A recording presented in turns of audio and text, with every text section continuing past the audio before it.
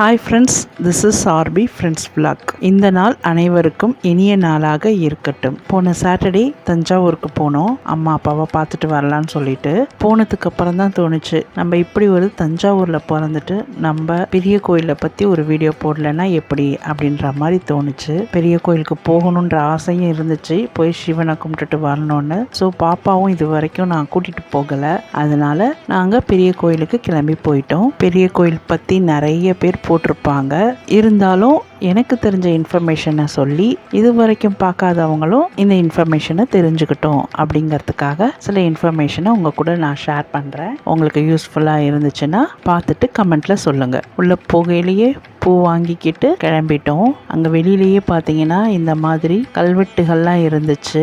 இதில் நிறைய கல்வெட்டுகள் இருந்தது. நான் அதை பார்த்ததில் எனக்கு ஒன்று தோணுச்சு. இதில் என்னன்னா, இந்த கல்வெட்டுகள் எல்லா இடத்துலையும் இருந்துச்சு கோயிலை சுற்றி. அதில் என்ன நோட் பண்ணேன்னா, மெய்யெழுத்துக்களான இக்கு இட்டுன்னு இந்த மாதிரி புள்ளி வச்சு வரும் இல்லையா, அது எந்த இடத்துலையுமே பார்க்கல. வேற மொழியா என்னன்னு எனக்கு தெரியல சரியானபடி. நான் நிறைய இடத்துல நோட் பண்ணேன், அந்த புள்ளி வச்சு எழுத்துக்களே வரல. நீங்கள் போனீங்கன்னா நோட் பண்ணி பாருங்க. கோயிலுக்குள்ளார நாங்கள் போயிட்டோம். ஈவினிங்காக இருந்ததுனால ரொம்ப பிரைட்டாகவும் லைட்டாகவுமா தெரியுது கோயில். ஆனால் பார்க்கவே ரொம்ப சூப்பராக இருந்துச்சு. இந்த கோயிலோட உயரம் பார்த்தீங்கன்னா 216 அடி, அதாவது 66 மீட்டர் இந்த கோயிலோட உயரம். இந்த கோயிலை கட்டினவர் ராஜராஜ சோழன், அது எல்லாருக்குமே தெரியும், படமாவே எடுத்துட்டாங்க. அது உள்ளுக்குள்ள இருக்கிற சிவனோட உயரம் பார்த்தீங்கன்னா 12 அடி இருக்கு. கருவறையில் உள்ள சிவலிங்கம் இந்த உலகத்திலேயே மிகப்பெரிய சிவலிங்கமாக இருக்குது. 6 அடி உயரம், 54 அடி சுற்றளவு கொண்டது. இது பார்த்தீங்கன்னா ஒரே கல்லில் செதுக்கப்பட்டது. உள்ளுக்குள்ளரெல்லாம் கேமரா அலோடு கிடையாது, அதனால என்னால் எடுக்க முடியல. வெளியில் இருக்கிறது மட்டும்தான் நான் எடுத்துட்டு வந்தேன். இந்த நந்தியோட உயரம் 13 அடி, அதோட அகலம் பார்த்தீங்கன்னா 16 அடி. ராஜராஜன் சோழன் அமைத்த நந்தி இது இல்லைன்னு சொல்லுவாங்க. எனக்கு தெரிஞ்சு எங்கள் அம்மாலாம் சொல்லியிருக்காங்க, இந்த பெரிய கோயிலை கட்டினதுனால தான் தஞ்சாவூரில் மலையே கிடையாதுன்னு சொல்லியிருக்காங்க. அதாவது மவுண்டெயினே இங்கே பார்த்தீங்கன்னா தஞ்சாவூரில் இருக்கவே இருக்காது. இந்த மாதிரி பெரிய சிலைகளாக இருக்கிறது எல்லாமே காவல் தெய்வங்கள்னு சொல்லுவாங்க. அந்த படியெல்லாம் இறங்குறதுக்கே ரொம்ப பயமாக இருக்கும், வெர்டிக்கலாக இருக்கும் அதுலேருந்து இறங்கி வர்றது. கோயிலை சுற்றி இந்த மாதிரி மாடங்கள் இருக்கையா, அதில் எல்லாமே சிவலிங்கம் தான் இருக்குது. இது பார்த்தீங்கன்னா இது ஒரு டோர் மாதிரி இருக்குது, கதவு. இது உள்ளர போய் மேலே போலான்னு நினைக்கிறேன்.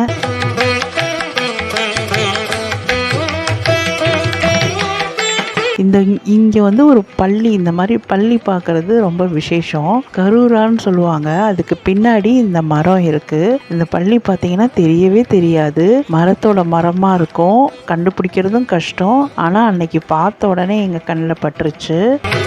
இது பார்த்தீங்கன்னா தமிழ் ரிலேட்டடாக அவர் இந்த கோயிலை கட்டியிருக்காரு. எப்படின்னு பார்த்தீங்கன்னா உயிரெழுத்துக்கள் 12, அதனால அதோட உயரம் 12 இருக்கு. சிவலிங்கத்தில் இருக்கிற அந்த பீடம் இருக்கு இல்லையா, அதோட உயரம் பார்த்தீங்கன்னா 18 அடி. தமிழ் மெய்யெழுத்துக்கள் 18. கோயிலோட கோபுரம் உயரம் பார்த்தீங்கன்னா 216 அடி. தமிழ்ல உயிர்மை எழுத்துக்கள் 216. ஸோ அதனால 216க்கு அந்த வச்சிருக்காரு. அந்த சிவலிங்கத்துக்கும் நந்திக்கும் உள்ள இடைவெளி டிஸ்டன்ஸ் எவ்வளோன்னு பார்த்தீங்கன்னா 247 அடி. இது தமிழ் மொழியின் மொத்த எழுத்துக்கள் ஆகும் இது எல்லாமே. ஸோ தமிழோட எழுத்துக்களையும் அதையும் கால்குலேட் பண்ணி இந்த கோயிலை கட்டியிருக்காரு. எவ்வளோ ஒரு தமிழ் பற்று பாருங்க அவருக்கு. இந்த வெள்ளைக்காரரை எதுக்கு இங்கே செதுக்கி வச்சிருக்காரு அந்த ராஜராஜ சோழன், அவருக்கும் இந்த கோயிலுக்கும் என்ன சம்பந்தம் எனக்கு தெரியல. யாரும் தெரிஞ்சதுன்னா இந்த கமெண்ட்ல சொல்லுங்க. அன்னைக்கு ஒரு கைடு இன்னொருத்தவங்களுக்கு எக்ஸ்பிளைன் பண்ணிட்டு இருந்தாரு. அதுலேருந்து எனக்கு ஒரு விஷயம் தெரிஞ்சிச்சு. சின்ன சின்னதாக சிலைகள் வச்சிருக்காங்க இல்லையா, விலங்குகள் மாதிரி, இது எல்லாமே ராஜராஜ சோழனோட கிரியேட்டிவிட்டி. அவர் மனசுல தோன்றின மிருகங்கள். இதெல்லாம் பார்த்தீங்கன்னா சிங்கப்பூர்ல இருக்குள்ள டிராகன் அந்த மாதிரி இருக்குது. அதே மாதிரி இந்த சிலைகள்லாம் இதோடு முடிஞ்சிருச்சு. அடுத்ததெல்லாம் பிளாங்கா இருக்கு. இது வரைக்கும் நான் அப்படி யோசிச்சது இல்லை, ஏன் பிளாங்கா இருக்குன்னு. அதுக்கப்புறம் அவருக்கு உடம்பு முடியாததுனால அது எல்லாத்தையும் கண்டினியூ பண்ண முடியல. ஸோ அதனால அதை எல்லாத்தையும் பிளாங்கா விட்டுட்டதா அவர் சொன்னாரு. எனக்கு ரொம்ப யூஸ்ஃபுல்லாக இருந்துச்சு. பரவாயில்ல, இவ்வளோ நாள் நமக்கு தெரியல, இன்னைக்கு விஷயம் தெரிஞ்சுக்கிட்டோன்னு ரொம்ப சந்தோஷமாக இருந்துச்சு.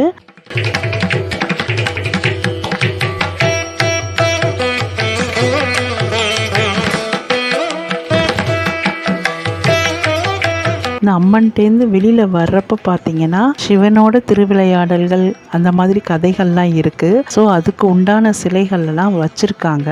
கண்ணப்பன், மார்க்கண்டேயன் அந்த கதைகள்லாம் கேள்விப்பட்டிருப்பீங்க. ஸோ அதுக்கு உண்டான சிலைகள் தான் இதெல்லாம். அதை முடிச்சுட்டு வெளியில் வந்துட்டோம். அடுத்தது நந்தியை பார்க்க வேண்டியதான். ரொம்ப பெருசாக அழகாக இருந்துச்சு. எவ்வளோ அழகாக சிலை அமைச்சிருக்காங்கன்னு நேரில் பார்த்தா தான் இது தெரியும். தஞ்சாவூர் போய் இந்த பெரிய கோயிலை பார்த்துட்டு வாங்க.